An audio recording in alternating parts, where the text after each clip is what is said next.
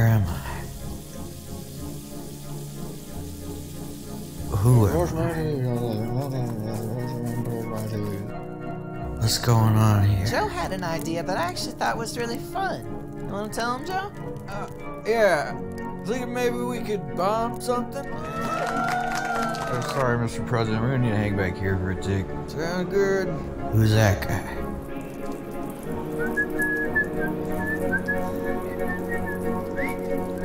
Oh, jeez. Alright, Yeah. I'm ready. Let's do this. Put me in, Joe.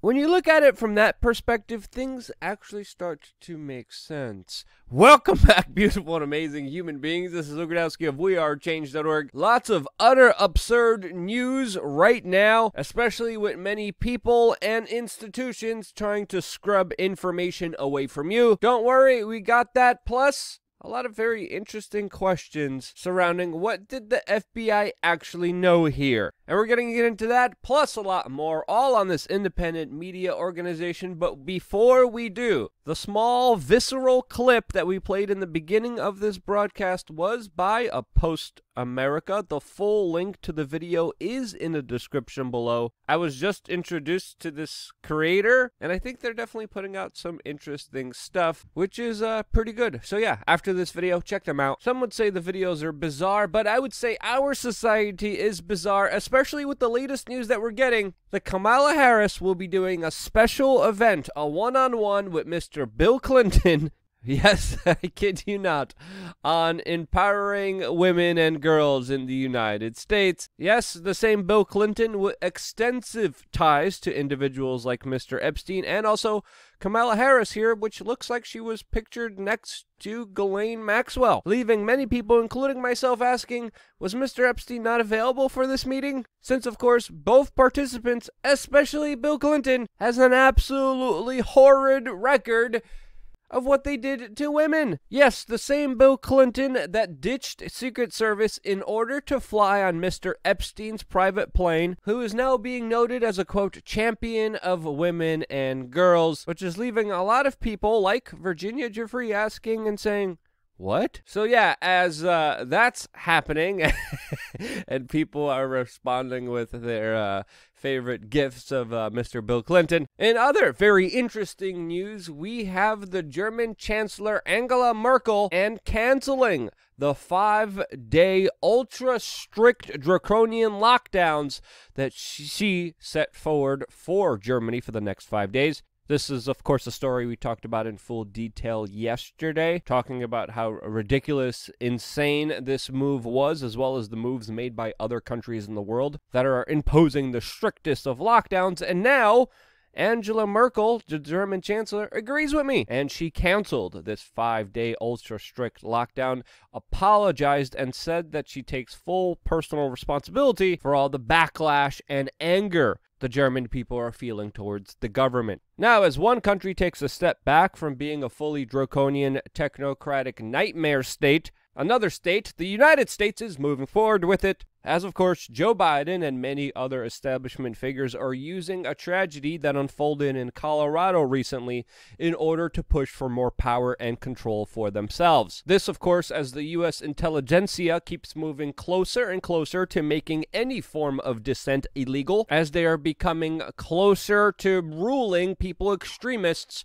for not believing in the current prevailing ruling class and system of government that has ever routinely failed them. All of this is also happening with a very coordinated mainstream media narrative that was running a few days ago that was absolutely identical, pushing a narrative that, of course, works right into the hands of a lot of these greedy politicians that are not even waiting for the bodies to be cold in order to try to benefit from this situation politically. An event, by by the way, which we have a lot to talk about in regards to. But before we do that here, as a part of independent media, we believe that people shouldn't be punished for the crimes of others. And if politicians, plutocrats, and establishment elite billionaires want you to be disarmed, they should lead by example and disarm themselves. Since, of course, they're trying to create a society where only the super rich could be able to defend themselves. That's our personal stance and opinion on this issue, and if you like it and want to support it, you can by very easily checking out the companies that we work in partnership with. We have board games, supplements, but one of the companies that I personally like, that I personally use, is Pro One, formerly known as Pro Pure water filters. And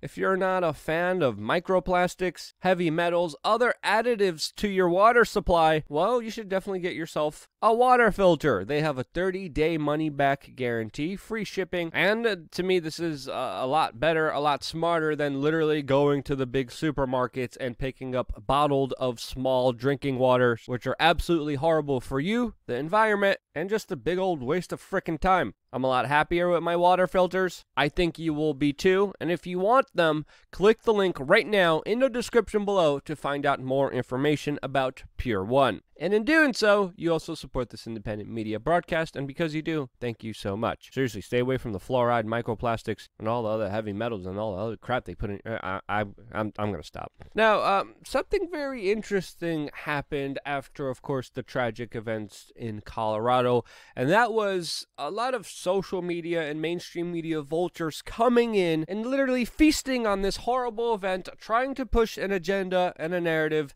that fell through when the media actually released the name of the suspect that was behind this tragic event in Colorado. A lot of establishment blue check mark media figures in less than 14 hours literally went from he's definitely a white guy to don't say his name, which is absolutely hypocritical and deserves to be called out. Especially with the narrative that some people tried to run with that was absolutely not true, even on its face value. And when you delve into this issue and the larger complexities behind this issue, you delve into an issue that is far more complex than just, of course, blaming it all on white people. I delved into this subject in an uncensored way on lukeuncensored.com. Some people were having problems viewing the video. I do believe we fixed that. I do believe also some people are having problems with the Firefox browser. Use a different browser. The video is up as of right now, lukeuncensored.com, where I delved into 3 important solutions to actually dealing with this larger problem that, of course, you will never hear about in the mainstream media. I can't even talk about it here on this platform. I'm being extremely vague, which I need to. But obviously, a lot of establishment media personalities were absolutely wrong. They generalized this event and provided a huge disservice that never helped anyone, except just hurts more people. A lot of them are scrambling to delete a lot of their tweets, which shows how they were more interested in pushing an agenda rather than, of course, actually care about the event and what happened. And again, very prominent individuals like Kamala Harris's sister, who deleted a tweet that said that, quote, violent white men are the greatest threat to this country. Again, absolutely based on no evidence at all. Sensationalistic garbage that deserves to be called out. Facebook also decided to jump in the scrubbing and deleting of course, this subject's Facebook page, as of course many people were looking at his social media history and discovering of the opposite of the narrative that was being pushed by the establishment that showed a completely different picture. Now, of course, it's also important to note here that it is routine for big social media companies to delete the social media history of a suspect in such a major case, but a lot of people were able to retain information before this Facebook move, which again is still limited, but show a young man who was interested in jiu-jitsu, had several pro-Muslim and pro-refugee posts, he had a tirade against Donald Trump, and considered himself an anti-Islamophobe activist. And when you look at the rampage he went on, he exclusively targeted white people. That is just a fact in this case. We're also finding out that this young man was actually born in Syria, migrated to the United States. He was issuing a lot of the mainstream media talking points against Donald Trump. He was talking about racism, and clearly someone who was not doing mentally well. In 2018, he was charged and convicted of a misdemeanor for assault against another student, as fellow classmates recalled him having a fierce temper that would flare in, quote, a response to the slightest setbacks. We're also getting information that he previously threatened other classmates and even threatened to file fake hate crime charges against them after attacking some of them. Now again, we're still finding out a lot of very important information surrounding this event, but I think one of the biggest one is that this man was actually known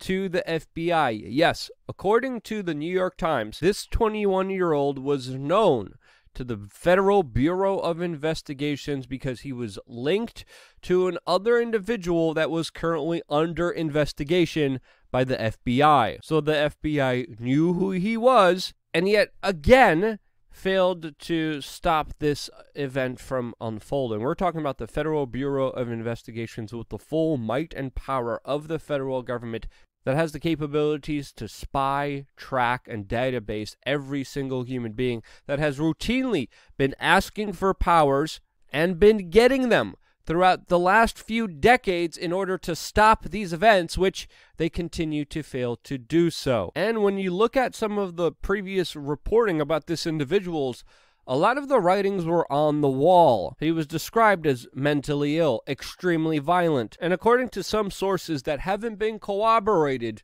he potentially could have ties to Syrian rebel groups, which the United States previously financed. And again, this is just some of the preliminary information that we're learning from law enforcement. That again, there's probably a lot more that we don't even know about, and we have to ask ourselves the questions. What was the FBI doing? Were they going after grannies that walked in a federal building by accident and were too busy doing that to actually stop the things that they keep promising to stop but they never do? Again, when you're tracking database and spying on everything and everyone, after you've been giving all of this power that you've been demanding, telling people that will work, that will stop these events from unfolding, and they don't, you really have to ask yourself, what in the world is going on here? There should be a lot more questions that should be demanded to be answered immediately, rather than these events be used as another linchpin to give government more power and authority over you. Before that happens, I don't feel comfortable them getting any more power, any more authority, and no rational thinking American should support them getting any power until they answer these very important, legitimate questions. And again, there's a lot of idiots out there. There's a lot of chatter out there that absolutely makes no sense, just like Michael Moore saying that the life of this individual, quote, shows that people can come from all over the world and truly assemble into our beloved American culture. Again, trying to be sensationalistic on the backdrop of all of this for Instagram likes and to make your little political points here is absolutely mentally defunct, especially in the backdrop of everything we know, everything that Michael Moore's pushing for, and even the understanding of this guy coming from Syria, which again proves his larger point. He's talking about violence being a part of American culture, but his inconceived brain dribble is nonsensical on many key basis, facts, and statistics here that, of course, many people don't want to talk about. They want to talk about empty political slogans and talking points rather than, of course, the actual merits of this case, the facts, the stats, and individuals doing their own critical thinking, asking the hard questions, which, of course, the mainstream media never does. It pushes a narrative, it pushes an agenda that wants to take away from you, while, of course, benefiting the special few that literally want to leave you defenseless. The Biden administration is literally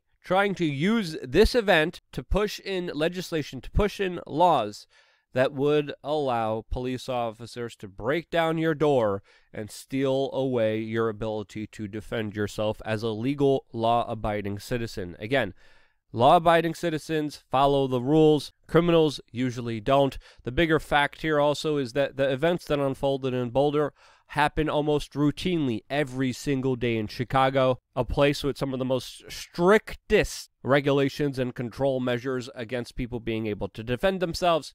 But because the people there are of a certain race and it doesn't fit the narratives that the elites want to push on you, then of course the tragedies unfolding in Chicago largely get ignored. And that's some bullcrap, and that's some top-tier level hypocrisy that I just can't stand for. If you can't stand for it as well, share this video with your friends and family members, random strangers walking down the street. You bump into them in the supermarket, you're getting your groceries checked out, the store clerk's right there, you say, hey, you should go to wearechange.org. You should go to youtube.com/wearechange. Hey, let me get your Twitter, Facebook, Instagram, doesn't matter. Double click that link. Send it to your friends. Send it to your family members. I wouldn't be here if it wasn't for you. That's why I love you guys. Stay tuned for more here on wearechange.org.